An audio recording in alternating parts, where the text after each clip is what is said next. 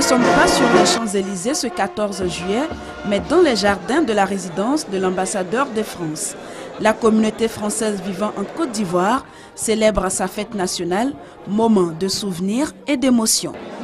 C'est une fête nationale classique, la prise de la Bastille, début de la Révolution, donc des belles choses.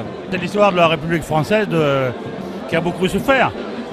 C'était le début de la délivrance, comme on dit, du peuple. Aux côtés de cette communauté, le gouvernement ivoirien, conduit par le Premier ministre Daniel Kablan-Duncan, des représentants du corps diplomatique, la classe politique ivoirienne, du beau monde, signe de l'étroitesse des relations séculaires entre la Côte d'Ivoire et la France. Ce 14 juillet, Monsieur le Premier ministre, Mesdames et Messieurs, est particulier.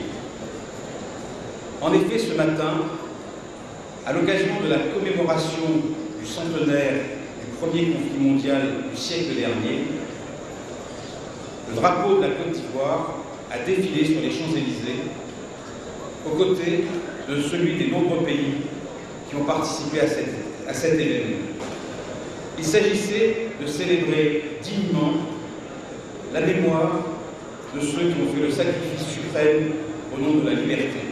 En plus de l'hommage rendu aux anciens combattants de la Première Guerre mondiale, l'ambassadeur Georges Serre a levé un coin de voile sur la prochaine visite du président François Hollande en Côte d'Ivoire.